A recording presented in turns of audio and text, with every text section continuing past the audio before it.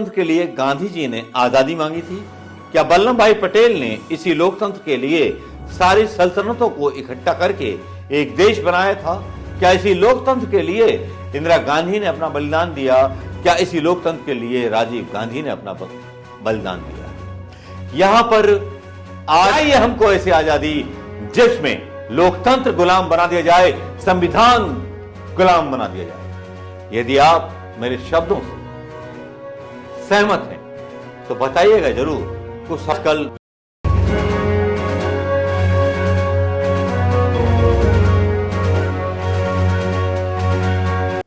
मोदी जी सियासत के वो खिलाड़ी हैं जो खिलाड़ी गाने गाते गाते अपनी सियासत पूरी कर लेते हैं। मतलब गाने बहुत याद आते हैं देवानंद के भी।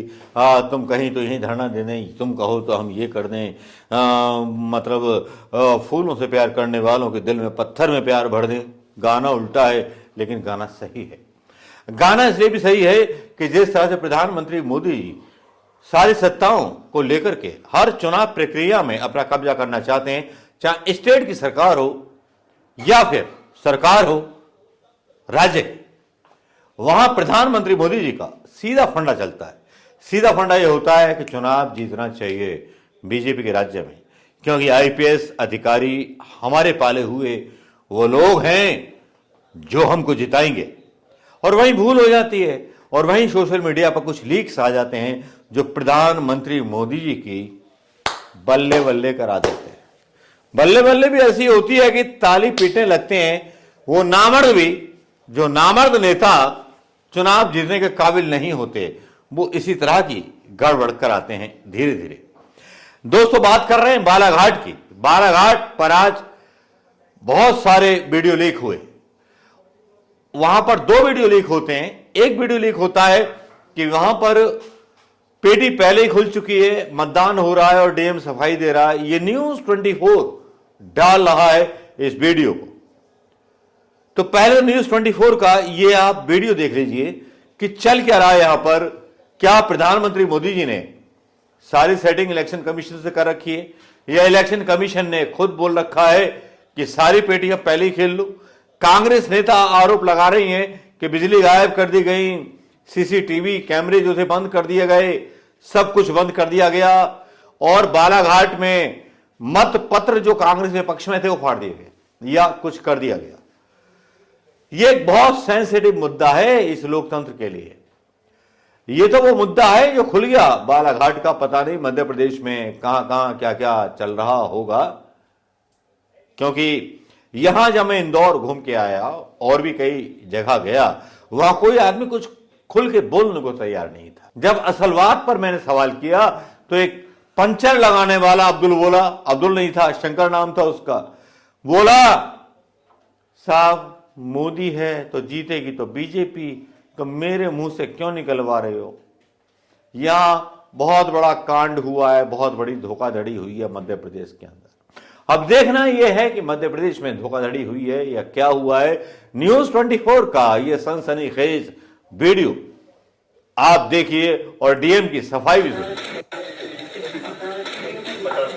उस मामले में कहीं कोई कोताही वाला मामला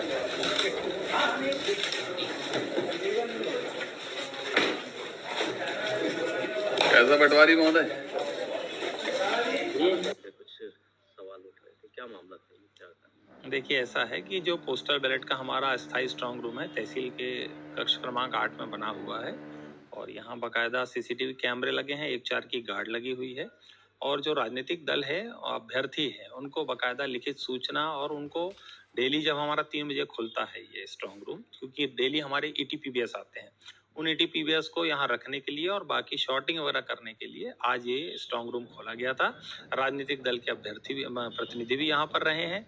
कुछ लोगों को शायद इसमें कंफ्यूजन हो गया कि साहब वहाँ पोस्टल बैलेट को खोल के बगरा दिया गया और ये वो, तो ऐसा कुछ नहीं है, क्योंकि हमारे फैसिलिटेशन सेंटर में अन्य 5 विधानसभाओं के भी मत डले हैं, उनको शॉर्टिंग करके और 50-50 के बंडल बनाकर उसको व्यवस्थित किया जा रहा है। बाकी इसके अलावा और कोई कार्रवाई नहीं।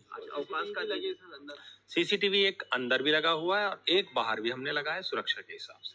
आज अवकाश का दिन कह रहे थे। निर्वाचन में कोई अवकाश का दिन नहीं होता, क्योंकि हमें डेली काम करना होता है। निर्वाचन टाइम बाउंडेड प्रोग्राम है, उसमें अवकाश की कोई भी गुंजाइश नहीं होती है। Thank you. पीएम की आपने सफाई सुन ली होगी। इसके बाद कांग्रेस का आरोप भी सुनिए, जिसमें कांग्रेस की नेता प्रेस कॉन्फ्रेंस कर रही हैं और बता रही हैं कि हुआ क्या था। सुन लीजिए। बात है, ये बहुत ही चिंतनीय है, बहुत ज्यादा, और आक्रोश में डालने वाली बात है ये, क्योंकि अभी उज्जैन कलेक्टर जी बोल रहे थे, डॉक्टर मिश्रा जी ये बोल रहे थे कि लाइट गोल होने वाली कोई बात नहीं, आप बिल्कुल इस बात का संदेह ना करें। और आज ही सुबह हमारे पास लगातार फोन आने लग गए कि लाइट गोल है, आधे घंटे से लाइट बंद है और सारे जो कैमरे लगे हुए हैं, सीसीटीवी कैमरे, वो सब बंद पड़े हुए हैं। अब ये बोलते तकनीकी खराबी है। आप चुनाव करवा रहे हो तो तमाशा कर रहे हो कि शादी में आके बैंड बाजे बजवा रहे हो। मैं तो कहना चाहूंगी इस बार आपके चुनाव प्रक्रिया में 24 घंटे आपको विद्युत व्यवस्था सुधारने वाले कर्मचारी होना चाहिए, आपके सारे जिम्मेदार लोग वहाँ रहना चाहिए। आधे घंटे लाइट बंद होना मतलब ये क्या है? ये तमाशा है ना ये, या ये बहुत बड़ी साजिश है? और गौरीशंकर बिसेन जी के पक्ष में माहौल बनाने की बात है, ये भी हम आरोप लगा रहे हैं, क्योंकि ऐसा 13 में हुआ है। और गौरीशंकर बिसेन जी अपने आप को बहुत बड़ा राजनीति का चाणक्य भी मानते हैं, और वो यही कहते हैं कि मेरे को तो कोई नहीं चुनाव हरा सकता। तो किस दावे से कहते हैं, किस हिसाब से वो कह रहे हैं? ये सोचने वाली बात है नहीं। तो इसके लिए मैं मांग करती हूँ। दोस्तों, क्या यही लोकतंत्र का रूप है? क्या इसी लोकतंत्र के लिए गांधी जी ने आजादी मांगी थी?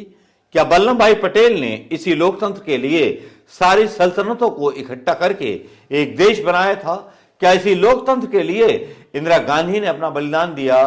क्या इसी लोकतंत्र के लिए राजीव गांधी ने अपना बलिदान दिया? यहां पर आजकल व्यापारियों के हितों की रक्षा के लिए स्टेट में सरकारें बनवाई जाती हैं, वहां की खदानों के और वहां के जो प्लस खान या जो भी फायदा वाला सौदा हो सकता है उद्योगपतियों के लिए, अदानी जैसे लोगों के लिए, दोस्तों के लिए, वो कराए जाते हैं, क्योंकि उनसे चंदा मिलता है। और यहां तक सबूत आए हैं, हजार रुपए घर घर बंटवा रही थी Bharatiya Janata party. Social media पर इस बात की भरमार थी। लेकिन बात करेंगे उन वीडियोस की जो मध्य प्रदेश में बालाघाट से आए, इतने संवेदनशील और कांग्रेस के आरोप की कि जिसमें चुनाव आयोग को एक्शन लेना चाहिए, या इसमें भी सुप्रीम कोर्ट के चंचूड़ साहब को एक्शन लेना पड़ेगा, क्योंकि मोदी जी डरते हैं तो केवल चंचूड़ साहब से, बाकी किसी से नहीं डरते। बाकी तो इलेक्शन कमीशन भी उनको अपना भगवान मानता है, जो वो कह देते हैं। कर्नाटक में दिए गए एक विज्ञापन को लेकर के उन्होंने पूरी कार्रवाई की, लेकिन प्रधानमंत्री मोदी जी ने ट्रांसफर किया मनी मध्य प्रदेश में किसानों के खाते में, उस पर कोई भी एक्शन चुनाव आयोग ने नहीं लिया। तो इति सिद्धम कि सब जो है प्रधानमंत्री मोदी के दाहिने हाथ की कमान में रहता है। लेकिन दोस्तों, क्या यही हमने लोकतंत्र मांगा था? क्या यही लोकतंत्र हमें देश के नेता देकर गए थे कि जिसमें एक लोकतंत्र का प्रधानमंत्री चुनाव आयोग, CBI, ED, IT, income tax सारी संस्थाओं को अपने काबू में रखे और अपने हिसाब से सत्ता परिवर्तन कराने का हौसला रखता हो? क्या इसी दिन के लिए हमारे उन नेताओं ने जेल काटी थी?